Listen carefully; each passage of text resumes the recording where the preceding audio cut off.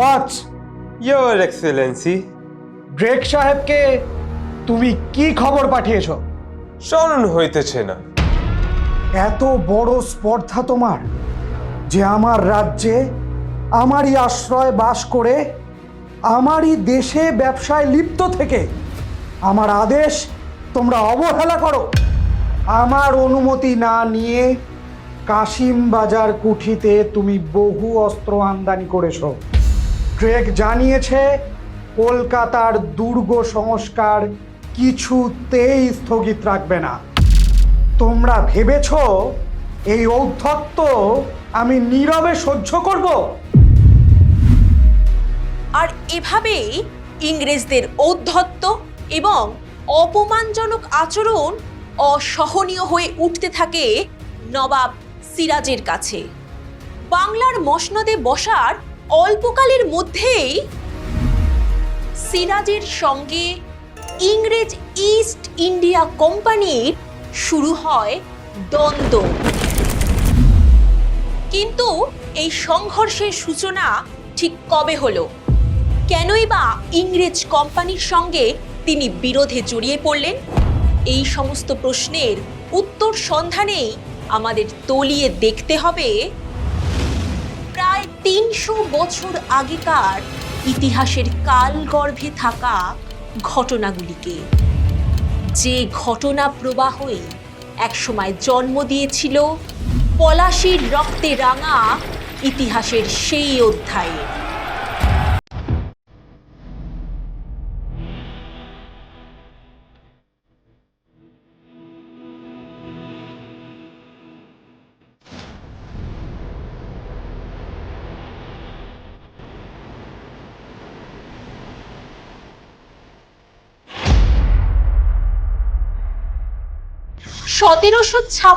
সালের 10ই এপ্রিল ৮০ বছর বয়সে শেষ নিঃশ্বাস ত্যাগ করলেন বাংলার নবাব আলীবর্দী খান।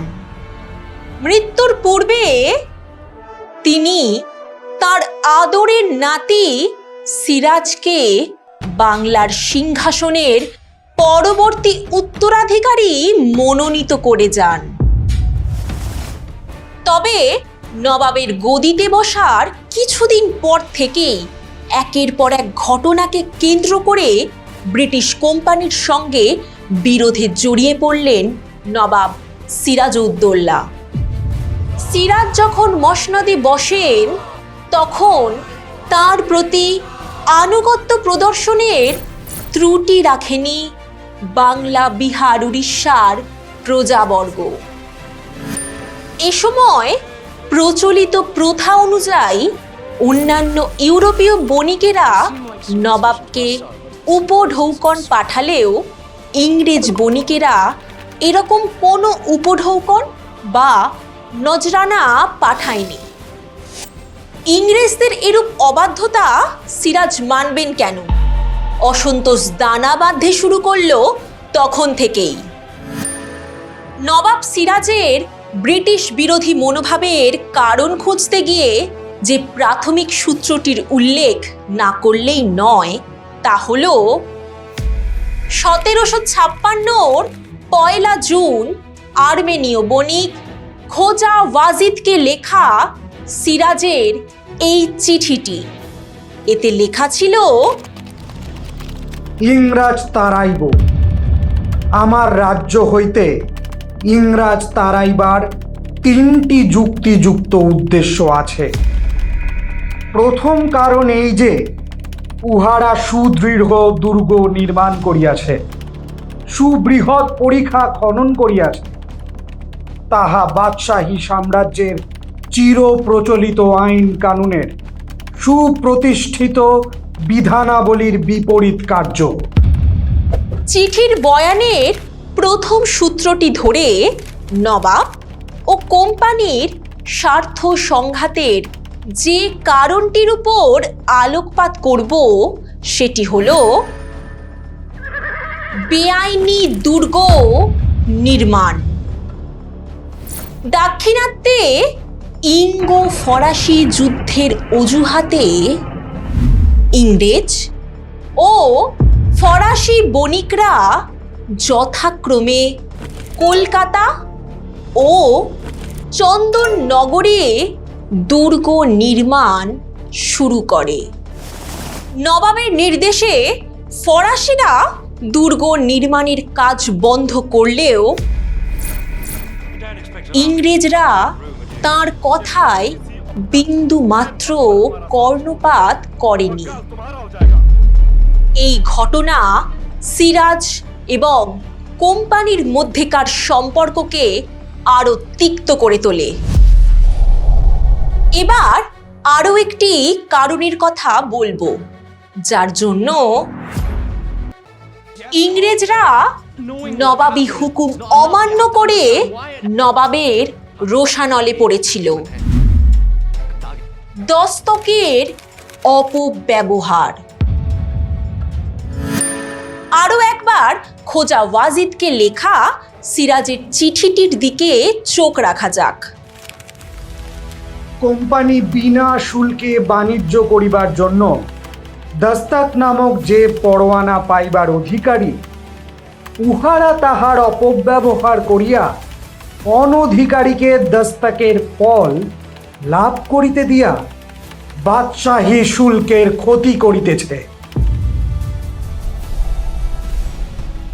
আর এই শুল্ক ফাঁকি দেওয়ার ব্যাপারটা একেবারেই বরদাস্ত করতে পারেননি নবাব সিরাজউদ্দৌলা। কারণ দস্তক তো কোম্পানিকে দেওয়া হয়েছিল, ব্যক্তিগতভাবে কোম্পানির কর্মচারীদের ব্যবহারের জন্য নয়।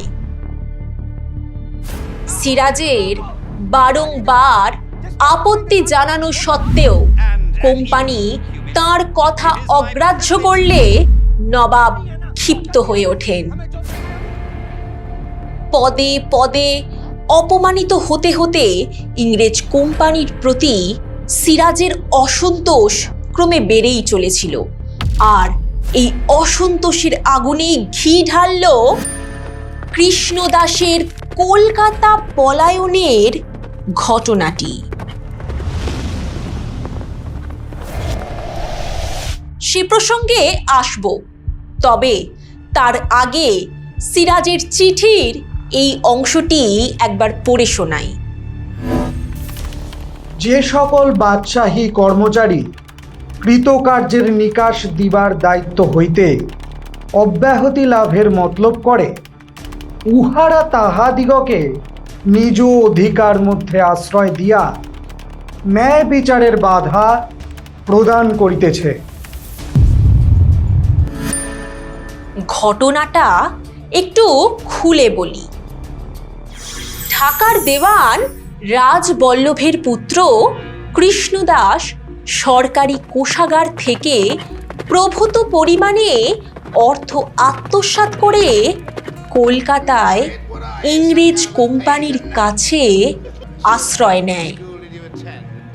ইতিমধ্যে গুপ্তচর পাঠিয়ে নবাব সিরাজ কৃষ্ণদাসকে ধরে আনার হুকুম জারি করলেন, কিন্তু কলকাতার ইংরেজ গভর্নর ড্রেক তা সম্পূর্ণভাবে অস্বীকার করায় কোম্পানির প্রতি নবাবের ক্রোধ বিতৃষ্ণা আরো বেড়ে যায়। তবে এত ঘটনা ঘটে যাওয়া সত্ত্বেও ইংরেজদের বিরুদ্ধে সরাসরি সংঘর্ষে যাবার কথা তখনও ভাবেননি বাংলার নবাব। ইংরেজদের দুর্গ নির্মাণ, বিনা শুল্কে ব্যক্তিগত বাণিজ্য, নবাবের হাতে পলাতক কৃষ্ণদাসকে প্রত্যর্পণ প্রভৃতি বিষয়ে ইংরেজদের সঙ্গে আলাপ আলোচনা চালানোর জন্য সিরাজ তার দূত নারায়ণ দাসকে কলকাতায় পাঠান। কিন্তু এক রোখা রজার ড্রেক নারায়ণ দাসকে চরম অপমান করে কলকাতা থেকে তাড়িয়ে দেন। দূতের এই অপমান নবাব সিরাজউদ্দৌলার কাছে এক প্রকার নিজেরই অপমান ছিল। ধৈর্যের বাঁধ ভাঙল এবার। ইংরেজ শক্তির বিরুদ্ধে তৎক্ষণাৎ আঘাত করার সিদ্ধান্ত নিলেন তিনি। উদ্ধত ইংরেজদের উচিত শিক্ষা দিতে সিরাজ তাঁর সেনাদল নিয়ে 1756 খ্রিস্টাব্দের 4 জুন কাশিমবাজারের ইংরেজ কুঠি দখল করেন। এর ঠিক 16 দিন পর অর্থাৎ 20 জুন ফোর্ট উইলিয়াম দুর্গ সহ কলকাতা সিরাজের অধিকারে চলে আসে। কলকাতা নবাবের হস্তগত হলে তিনি মাতামহ আলীবর্দী খানের নামানুসারে এর নাম রাখেন আলীনগর। জানো তো, সে সময় ইংরেজ কর্মচারী জন জেফেনিয়া হলওয়েল নবাব সিরাজউদ্দৌলা কর্তৃক ফোর্ট উইলিয়াম দুর্গ আক্রমণ এবং কলকাতা দখল প্রসঙ্গে খুব মারাত্মক একটা মন্তব্য করেছিলেন। তিনি বলেছিলেন, এই সময় 20 জুন রাতে নবাবের হাতে বন্দী 146 জন ইংরেজ সৈন্যকে সিরাজের আদেশে 18 ফুট লম্বা ও 14 ফুট 10 ইঞ্চি চওড়া একটি ছোট ঘরে আটকে রাখা হয়। পরদিন সকালে দম বন্ধ হয়ে মারা যায় 123 জন। ইতিহাসের পাতায় এই ঘটনা ব্ল্যাক হোল ট্র্যাজেডি বা অন্ধকূপ হত্যা নামে পরিচিত। অবশ্য আধুনিক ঐতিহাসিক মহলে এই ঘটনাকে অতিরঞ্জন বলেই ধরা হয়। তবে এ কথা সত্যি, নবাব সিরাজ কর্তৃক কলকাতা দখল এবং অন্ধকূপ হত্যার ঘটনায় ইংরেজ নবাব বিরোধকে চূড়ান্ত লড়াইয়ের পথে নিয়ে যায়।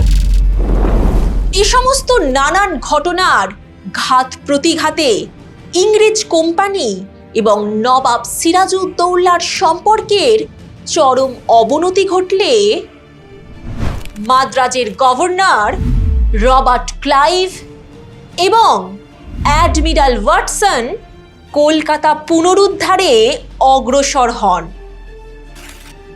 ইংরেজরা যে কতটা আক্রমণাত্মক হয়ে উঠেছে নবাব তা বেশ ভালোভাবেই বুঝতে পারেন। ইতিমধ্যে ক্লাইভ মানিকচাঁদকে উৎকোচ প্রদান করে ফোর্ট উইলিয়াম দুর্গ ও কলকাতা হস্তগত করেন এবং সিরাজ বাধ্য হন 1757 খ্রিস্টাব্দের 9 ফেব্রুয়ারি অপমানজনক আলীনগরের সন্ধি স্বাক্ষর করতে। সিরাজের সিংহাসনে বসার সময়কাল থেকেই তাঁর বিরুদ্ধে ষড়যন্ত্রের জাল বুনছিলেন রায়দুর্লভ, জগৎ শেঠ, ঘসেটি বেগম সহ সিরাজ বিরোধীরা। এবার সেই ষড়যন্ত্রে যোগ দেন রবার্ট ক্লাইভও। এই ষড়যন্ত্রেরই চরম বহিঃপ্রকাশ ঘটে পলাশীর প্রান্তরে। আর এর সঙ্গেই ইংরেজদের সিরাজ বিদ্বেষ এবং নবাবের কাছের লোকেদের বিশ্বাসঘাতকতার ফলে ব্রিটিশ ইস্ট ইন্ডিয়া কোম্পানির মতো একটি সামান্য বণিক সংস্থা পরিণত হয় ভারতের ভাগ্য নিয়ন্ত্রকে।